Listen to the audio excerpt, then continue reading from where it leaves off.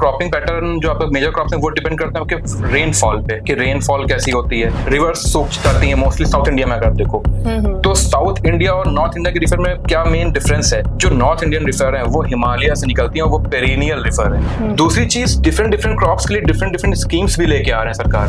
पता है उसमें आपको स्प्रिंकलर लगा करके या ड्रिप इरिगेशन के थ्रू। ड्रिप इरिगेशन हम देखते हैं हम आज के टाइम में काफी ज्यादा यूजफुल है। We have a small scale farmers जिनके पास कम लैंड है, बहुत सारे क्या करते हैं फ्रूट्स उगा दिए या कुछ वेजिटेबल्स उगा दिए। Once it is harvested it is difficult to keep it because they don't have a proper storage system in particular reason.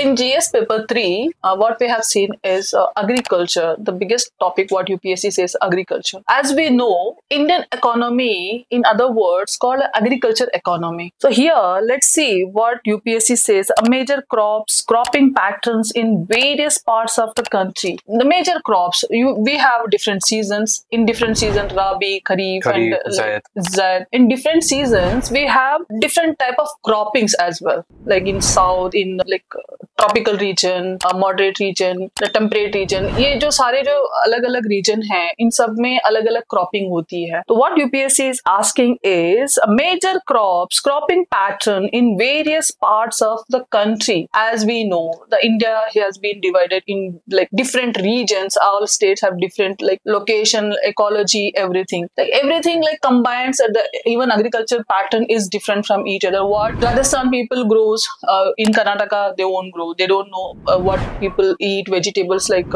watermelon and aloe vera.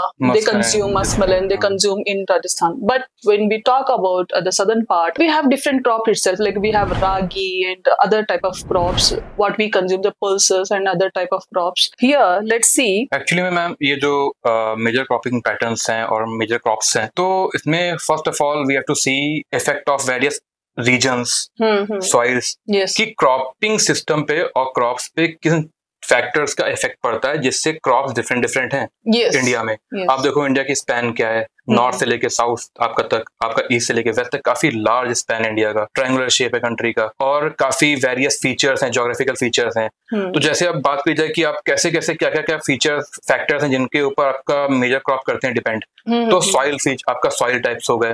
आप देखो एलुवियल सॉइल है, जो सॉइल है वो आपकी बेसिकली मिलती है नॉर्थ इंडिया में जहाँ पे आपके प्लेन्स हैं, तो वहां पे आपके व्हीट और यहाँ राइस, शुगर केन, कुछ क्रॉप्स ज्यादा होते हैं। वही अगर आप जाओगे साउथ इंडिया में तो वहां पे अगर आप देखोगे एमपी, महाराष्ट्र, कर्नाटका, कुछ आपका आंध्र प्रदेश, वहां पे आपकी मिलती है ब्लैक सॉइल। तो ब्लैक सॉइल पे क्या आपका होता है ज्यादा पैदा, व्हीट भी हो सकता है आपका, लेकिन बेसिकली वहां पे क्या होता है कॉटन, कैश क्रॉप्स हो सकते हैं। फिर आप देखो आपकी हिली एरिया में कुछ आपके सॉइल अलग होती है। इस तरह डिफरेंट डिफरेंट सॉइल पैटर्न है।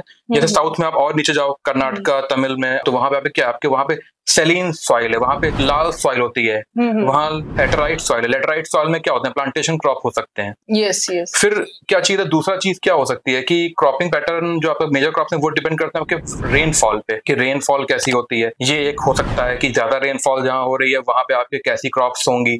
जैसे सपोज अगर राइस का देखा जाए तो राइस को बहुत चाहिए पानी, आपका शुगर केन हो गया बहुत चाहिए पानी। तो आप देखो आप नॉर्थ इंडिया में आपको राइस, शुगर केन बेसिकली आपको मिलेगा ग्रोथ मतलब ग्रो होते हुए, जबकि साउथ में आपका राइस होता है लेकिन उसका सीजन अलग है, डिफरेंट सीजन में होता है, जब रेनफॉल होती है तब होता है। फिर क्या आपका है क्लाइमेटिक कुछ फीचर हो सकते हैं, आपका हिल लैंड प्लेटू, डिफरेंट प्लेटू। जैसे आप अगर साउथ में आप देखो तो जहाँ पे आपका बाबा बुदान हिल्स हैं तो वहां पर क्या होता है, वहाँ कॉफी प्लांटेशन है। Yes. लेकिन अगर आप नॉर्थ में देखो वेस्ट बंगाल में दार्जिलिंग एरिया में तो वहाँ क्या है, वहाँ टी प्लांटेशन है। Yes. Different प्लेटू, different hill type, different feature और डिफरेंट क्रॉप। ठीक है। अवेलेबिलिटी ऑफ वाटर मैंने आपको बता ही दिया कि कितना कहाँ पानी, कितना रेनफॉल हो रहा है। ट्यूबवेल्स के थ्रू हो सकता है, जैसे अब ट्यूबवेल्स की बात आई मैम, तो ट्यूबवेल्स अगर आप देखो तो ग्रीन रिवॉल्यूशन में एक मेजर एलिमेंट है आपका ट्यूबवेल्स। ज्यादा पानी का मिलना, इसलिए व्हीट और राइस को ज्यादा पानी मिला, इसलिए जो ग्रीन रिवॉल्यूशन है उसमें मेजर क्रॉप्स क्या हैं आपके। Sir here I like to add one more thing in tubewells. तो यूपीएससी के जो प्रिलिमिनरी एग्जामिनेशन है वहां पे ये भी एक क्वेश्चन आ सकता है कि किस स्टेट में ट्यूबवेल्स की वजह से एक्वाफेरा खराब हो चुका है। ये भी है, तो ये भी exactly. तो मैं कह रहा था कि आप देखो ग्रीन रिवॉल्यूशन में मेजर क्रॉप्स क्या है, राइस है, और वीट है, ये दोनों मेजर क्रॉप थी जो 1966-67 में आपकी जो हुई थी ग्रीन रिवॉल्यूशन, तो उसमें ट्यूबवेल्स का बहुत बड़ा वो था, यूज था, काफी इम्पैक्ट था। अब आप बात करी थी मेजर क्रॉप्स की, तो मेजर क्रॉप्स को कुछ हम लोग सेक्शन में डिवाइड कर सकते हैं, जैसे food crops, cash crops, horticulture crops. Major crops, food crops क्या हो सकती हैं? Rice, wheat, millets, pulses. Cash crop क्या हो सकती है? पता है आपको, रबर, शुगर केन, टी, यानी मोस्टली आपकी प्लांटेशन क्रॉप्स। हॉर्टिकल्चर क्रॉप्स क्या हो सकती हैं? Fruits, vegetables, flowers. यहाँ बच्चों क्रॉप्स तो पढ़नी है, कौन से रीजन में क्या क्रॉप्स होती हैं ग्रो। दूसरी चीज, डिफरेंट क्रॉप्स के लिए डिफरेंट स्कीम्स भी लेके आ रहे हैं सरकार। जैसे अभी हम आगे पढ़ेंगे तो एमएसपी आएगा। अब आप देखो, एमएसपी डिफरेंट क्रॉप्स के लिए डिफरेंट एमएसपी है। फिर मैम आपने यहाँ पे एक बात और करी कि क्रॉपिंग सीजन। क्रॉपिंग सीजन होते हैं 3, जैसा आप बताया आपने, जायद, खरीफ और राबी। तो ये 3 क्रॉपिंग पैटर्न किस फैक्टर पे करते हैं डिपेंड? वो है सोइंग सीजन आपका और हार्वेस्टिंग टाइम। सोइंग और हार्वेस्टिंग टाइम पे करते हैं डिपेंड, कि किस समय कौन सोन होगा, किस समय कौन हार्वेस्ट होगा, इस पे डिपेंड करते हैं। तो ये कुछ बातें थी। So now here different types of irrigation and irrigation system storage. So which is, we can say, a different types of irrigation. So irrigation जो systems हैं, see it depends upon the region, a land, a fertility of a land, जो soil की जो fertility होती है, a particular, see कुछ canals बनाए हुए हैं, कुछ ट्यूबवेल्स बनाए हुए हैं। See different pattern है, as we said, as we were talking about a different types of seasons of cropping. It depends upon the sowing particular time in entire year, harvesting time. See in entire year, we have 3 to 4 crop seasons, whether it is Rabi, Zaid, whatever it is, Kharif. But it is ultimately here the irrigation system also depends upon the each and every environmental का जितने सारी चीजें हैं उस पे depend करता है। So here what students should do is they should go at least back to back 1, 2, 3 particular seasons, and जो रीजन का जो इम्पैक्ट है अगर वो डिटेल में अगर देखेंगे सिलेबस को, तो ये it is very easy to understand, so they can able to answer in preliminary as well as in mains. So here the irrigation system storage, ये जो इरिगेशन सिस्टम है और जो इरिगेशन आपकी डिफरेंट टाइप्स ऑफ इरिगेशन है, इसको पढ़ने के पहले एक चीज हम छोटी सी जान लेते हैं यहाँ पे कि क्रॉपिंग पैटर्न्स कौन कौन से होते हैं। क्योंकि अगर इरिगेशन आपको कैसे करना है वो आपके क्रॉपिंग पैटर्न पे करेगा डिपेंड। जैसे कि मोनो क्रॉपिंग होती है, इंटर क्रॉपिंग होती है, रिले क्रॉपिंग होती है, क्रॉप रोटेशन होता है, आपका स्लैश एंड बर्न क्रॉपिंग होती है, जिसे झूम कल्टीवेशन कहते हैं, जो आपका नॉर्थ ईस्टर्न स्टेट में देखने को मिलता है, मिजोरम, असम, यहाँ पे। तो इन डिफरेंट जो क्रॉपिंग पैटर्न है, different cropping pattern different types of irrigation की नीड होती है। जैसे कि अब यहाँ बात की जाए कि इंडिया में कैसे different types of irrigation system है, तो बेसिकली 3 टाइप के यहाँ पे सिस्टम फॉलो होते हैं: सरफेस इरिगेशन, स्प्रिंकलर और सब सरफेस। सरफेस आपका जो इरिगेशन टाइप है, इसमें क्या होता है, वेल का होता है यूज, ट्यूब वेल का होता है यूज, टैंक का होता है यूज। स्प्रिंकलर है, पता है, उसमें आपको स्प्रिंकलर लगा करके या ड्रिप इरिगेशन के थ्रू। ड्रिप इरिगेशन हम देखते हैं, हम आज के टाइम में काफी ज्यादा यूजफुल है, उससे पानी की बचत होती है, पानी सेव होता है उससे। You can say because of climate changes and the lack of water resources, so drip irrigation in through। अभी आपने एक चीज मैम पहले कही थी, इसके पहले ग्रीन रिवॉल्यूशन के टाइम पर, कि कौन से ऐसे स्टेट्स हैं जहां ट्यूबवेल से एक्सेसिव वाटर यूज कंज्यूम हो चुका है और वाटर लेवल डाउन हो चुका है। तो हम देखें, सरफेस जो होता है इरिगेशन, उससे वाटर कंजम्पशन ज्यादा होता है और वेस्ट भी होता है वाटर। जैसे ट्यूबवेल से एक्सेसिव वाटर होता है यूज। तो ये जो स्प्रिंकलर सिस्टम है, जिसमें ड्रिप इरिगेशन और स्प्रिंकलर के थ्रू इसमें वाटर सेव किया जाता है, ये ऐसे मेथड जिससे वाटर सेव होता है। फिर है सब सरफेस, इसमें फरो बना करके, सर्च के थ्रू, सीपेज के थ्रू, ये 3 प्रोसेस के थ्रू आपका करते हैं आपका जो इरिगेशन होता है। फिर इसमें एक चीज और भी है कि अब आपकी इरिगेशन सिस्टम की नीड क्या है। तो नीड क्या है कि वाटर, रेनफॉल आपका डिपेंडेंट ये रीजन है अपना इंडिया, रेनफॉल होती है तभी हमारे यहाँ पे किसानों को प्रॉपर पानी मिलता है, अदरवाइज हमारा ट्यूबवेल्स या इन सिस्टम के थ्रू हमें पानी मिलता है किसानों को। तो फार्मर्स को पानी मिले तो वो रेनफॉल पे करते हैं डिपेंड। इसको दूसरे सेंस पे क्या, तो मॉनसून पे करते हैं डिपेंड। क्यों? क्योंकि हमारा इंडिया वाटर एफिशिएंट रीजन है, यहाँ वाटर उतना नहीं है, कम है। रेनफॉल के थ्रू, मॉनसून के थ्रू ही वाटर आ पाता है, रिवर्स सूख जाती है मोस्टली साउथ इंडिया में अगर देखो। तो साउथ इंडिया और नॉर्थ इंडिया के रिवर में क्या मेन डिफरेंस है? जो नॉर्थ इंडियन रिवर है वो हिमालय से निकलती है और वो पेरिनियल रिवर है, यानी लगातार उसमें पानी का फ्लो बन रहा है, वो ग्लेशियर से निकल रही है रिवर्स। तो वहां तो पानी है लेकिन पानी वेस्ट हो रहा है ट्यूबवेल के थ्रू। साउथ इंडिया में क्या है कि पेरेनियल रिवर नहीं है, सीजनल रिवर है। जब मानसून आता है तो पानी ज्यादा हो जाता है, अदरवाइज सूखी रहती है या बहुत कम पानी रहता है। 1-2 रिवर है जिनमें पानी भरा रहता है, अदरवाइज पानी नहीं रहता है। तो ये सारी चीजें हैं। See, in other words, you can say, because as you said, okay, we have a lack of water resources, a deficiency, entire country yes. deficient in water resources. You have different reasons for it. जो south में है monsoon affect करता है, और north में तो because of extreme changes in summer and winter snowfall in Himalayan region, you have like entire glacier system. हाँ, glacier system. आपके river flow आपका अच्छा रहता है नॉर्थ में in summer especially. Apart from all this, what a student should be concentrated is, see, Indian economy is agriculture economy. Agriculture based economy. In agriculture based economy, what we have is irrigation system, whether it is a sprinkle, whether it is a drip irrigation, whether it is a seepage, whether it is a canal system. Canal system. So apart from all this, if you read these things in detail, you should be aware what government has been given subsidies, जो government ने क्या क्या policies बनाई हैं, schemes हैं, वो सारी चीजें बच्चों को एक बार देखने हैं, aspirants को एक बार देखने हैं कि हाँ, this scheme has been implemented on drip irrigation, this scheme has been implemented in sprinkle irrigation. ये सारी चीजें you have to understand once.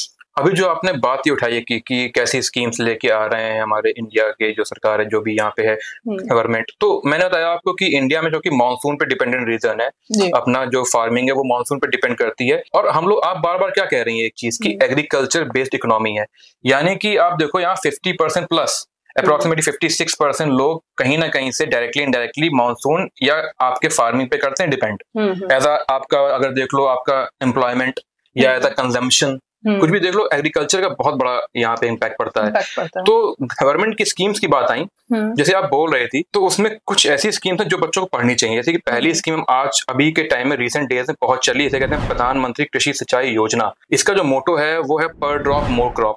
प्रधानमंत्री कृषि सिंचाई योजना में एक चीज बहुत इंपॉर्टेंट है कि इसमें ये देखते हैं कि आपका वाटर, पहली बात तो जो एक्सप्लॉयटेशन है वो कम किया जाए। yes. तो इसमें क्या है, इसमें ड्रिप इरिगेशन सिस्टम को ज्यादा दिया जा रहा है, आपके इम्पोर्टेंस काफी ज्यादा इंपॉर्टेंस दिया जा रहा है। तो ड्रिप इरिगेशन लगाए जा रहे हैं, सिस्टम आपके लगाए जा रहे हैं वेरियस फील्ड्स में।